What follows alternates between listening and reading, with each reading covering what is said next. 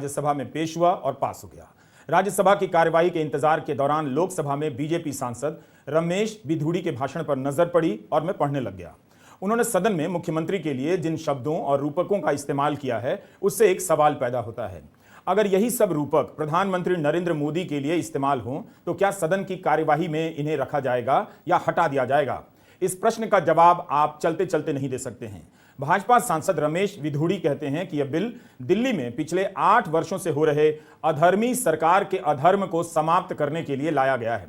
गजब की यह पंक्ति है। क्या केवल 8 साल की सरकार को बांधने के चक्कर में पूरा संघीय ढांचा बदला गया? क्या बिधूड़ी यह स्वीकार कर रहे हैं कि उन्हें समस्या सरकार से है, उस पार्टी से है जो उस सरकार में है? बिधूड़ी के भाषण में एक और बात नोट करने लायक है। उन्होंने दिल्ली की सरकार को अधर्मी कहा है। यह विधेयक अधर्म को समाप्त करने के लिए लाया गया। इसके बाद भाजपा सांसद अपने भाषण में दिल्ली के मुख्यमंत्री अरविंद केजरीवाल की तुलना दुर्योधन से करते हैं। यही नहीं, सांसद महोदय एक मुख्यमंत्री की मानसिकता से लेकर शारीरिक बनावट पर टिप्पणी करते हैं, चाहे इशारे में किया या साफ साफ किया। मगर जब आप किसी को बौना कहते हैं तो यह उचित नहीं है। रंग रूप और कदकाठी का हवाला देकर किसी का भी मजाक उड़ाना ठीक नहीं है, वो भी संसद में। विधूड़ी के ही ये शब्द हैं जो मैं पढ़ रहा हूं। सभापति जी, महाभारत में एक चरित्र था जिसका नाम था दुर्योधन। आज दुख है कि दिल्ली राज्य में भी उसी चरित्र का, उसी नकारात्मक मानसिकता का एक व्यक्ति इस दिल्ली में दुर्योधन के रूप में बैठा हुआ है। फर्क इतना है कि वह दुर्योधन लंबा चौड़ा था या दुर्योधन थोड़ा बौना है। दूसरा, उसके पास शकुनी था और इस बौने दुर्योधन के पास बहुत भ्रष्टाचारी, परिवारवादी, सनातनी विरोधी ऐसे गठबंधन के लोग साथ लग गए हैं। जब छलिया, अहंकारी, भ्रष्ट, कायर जनप्रतिनिधि सत्ता में बैठ जाते हैं तब जनसेवा में लगे व्यवस्था पक्ष को संरक्षित करना अति आवश्यक हो जाता है। असंसदीय शब्दों की सूची देख रहा था, उनमें जुमलाजीवी है, चोर, जयचंद, नकारा तक है। आप इनका इस्तेमाल नहीं कर सकते। जब नकारा का इस्तेमाल नहीं कर सकते तो कायर का कैसे कर सकते? जुमलाजीवी असंसदीय शब्दों की सूची में डाला गया है। जाहिर है प्रधानमंत्री मोदी के खिलाफ इसका इस्तेमाल होता रहा है। 2014 के पहले तो यह शब्द था ही नहीं। यह शब्द तब आया जब प्रधानमंत्री नरेंद्र मोदी ने किसान आंदोलन को आंदोलनजीवी कहा। हमारे राजनेता बखूबी जानते हैं कि संसद के भीतर बोले जाने वाले शब्द अलग होते हैं, तभी तो असंसदीय शब्दों की सूची बनती है। जो शब्द संसद के भीतर मान्य नहीं है उसे आप सड़क पर तो बोल सकते हैं, मगर सड़क पर जो भी बोल सकते हैं उसे आप संसद में नहीं दोहरा सकते। क्या किसी मुख्यमंत्री को संसद के भीतर औपचारिक भाषण में बौना दुर्योधन कहना उचित है? दुर्योधन कोई महान नहीं था कि उसकी तुलना में अरविंद केजरीवाल को बौना कहा जा रहा है। जाहिर है परोक्ष रूप से उनके छोटे कद पर टिप्पणी की गई जो किसी भी तरह से मर्यादित नहीं है। यही ने मुख्यमंत्री का विरोध करने के साथ साथ भाजपा सांसद रमेश बिधूड़ी सरकार को अधर्मी कहते हैं, विपक्ष के गठबंधन को सनातनी विरोधी कहते हैं। यह एक नया क्वालिफिकेशन है विपक्ष के विरोध का, वह भी संसद के भीतर। देखते देखते भाषा कितनी बदल गई है। जो मुख्यमंत्री चुनाव जीतने के बाद हनुमान मंदिर जाते हैं, दिवाली के समय गणेश लक्ष्मी पूजन करते हैं, उन्हें भी सदन के भीतर सनातनी विरोधी कहा जा रहा है। और यह सब कहा जा रहा है दिल्ली सेवा विधेयक के समर्थन में। भाजपा सांसद रमेश बिधूड़ी के भाषण की कॉपी लेकर आप भी पढ़िए। हमने लोकसभा की वेबसाइट से ली है। मुख्यमंत्री केजरीवाल को बौना, दुर्योधन, सनातनी विरोधी ही नहीं कहा गया, छलिया, अहंकारी, भ्रष्ट और कायर भी कहा गया। किसी नेता को कायर कहना संसदीय शब्द है या असंसदीय, यह तो स्पीकर ही बता सकते हैं। बात विधेयक की हो रही है, कानून की हो रही है। भाषण के शुरुआती हिस्से से बिल के बारे में कम पता चलता है।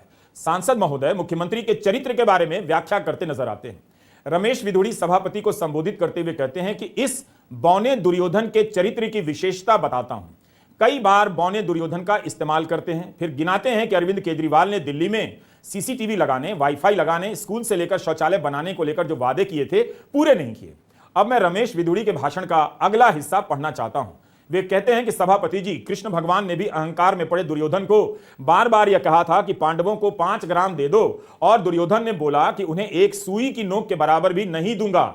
उन्हें जनप्रतिनिधि के सेवा भाव के साथ काम करना चाहिए था। लेकिन बौना दुर्योधन क्या कहता है? मैं दिल्ली का मालिक हूं, ना खाता ना बही, जो यह कहे वह सही। वह कहता है कि मैं दिल्ली का मालिक हूं इलीगल काम करने के लिए, अनैतिक, असंवैधानिक काम करने के लिए। सभापति जी, यह गुंडागर्दी, दादागिरी का परिचायक बन रहा है। बौना दुर्योधन कहना काफी नहीं था, अब सांसद दिल्ली के मुख्यमंत्री को सदन के भीतर गुंडागर्दी और दादागिरी का परिचायक बताने लगते हैं। रमेश बिधूड़ी कहते हैं कि अरविंद केजरीवाल के पास एक भी विभाग नहीं है। यह इतना कायर है कि अपने ऑफिसरों से साइन कराता है। ऑफिसर मरने के लिए क्यों साइन करेंगे? मुख्यमंत्री क्यों नहीं साइन करेगा? इसके बाद वे कई बार कायर कहते हैं। यह आपको तय करना है कि सदन के भीतर आलोचना की भाषा सही है या नहीं। तब फिर आपको यह भी देखना चाहिए कि विधानसभा में मुख्यमंत्री केजरीवाल ने प्रधानमंत्री के लिए किस भाषा का इस्तेमाल किया है। इज इक्वल टू की थ्योरी लगाकर आप इसे सही तो कह देंगे, लेकिन सदन की गरिमा का क्या होगा इसकी भी चिंता कीजिएगा। गृहमंत्री अमित शाह ने 2 सवालों के जवाब दिए लोकसभा में। एक, कि इस विधेयक को लाने का अधिकार है या नहीं केंद्र को, और क्या यह विधेयक सुप्रीम कोर्ट के आदेश के विरुद्ध लाया गया है।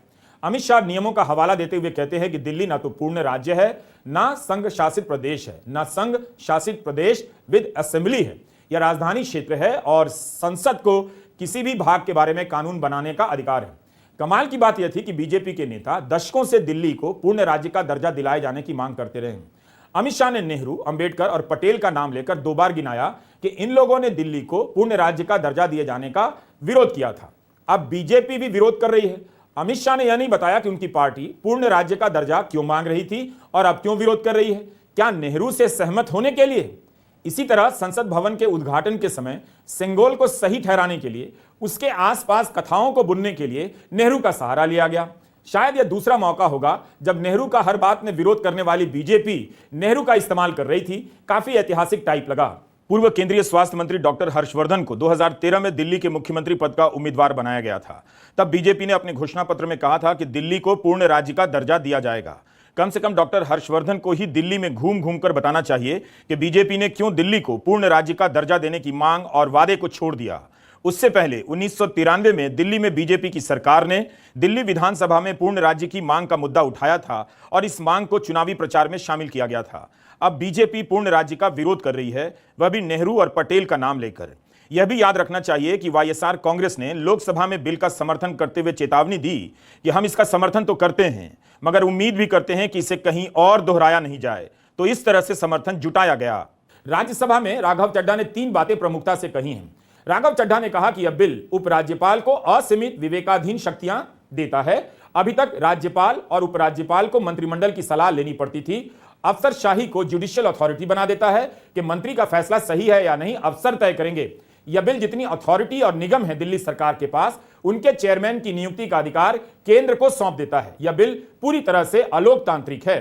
संविधान ये कहता है, और वाई वी चंद्रचूड़ साहब का ए के Roy versus union of India एक बड़ा महत्वपूर्ण लैंडमार्क जजमेंट है, जिसने कहा कि ऑर्डिनेंसेस सिर्फ आपातकालीन और विषम परिस्थितियों में लाई जाए। ऐसी कौन सी आपातकालीन और विषम परिस्थितियां आ गई कि आपको सुप्रीम कोर्ट के फैसले को 8 दिन के भीतर बदलना पड़ गया?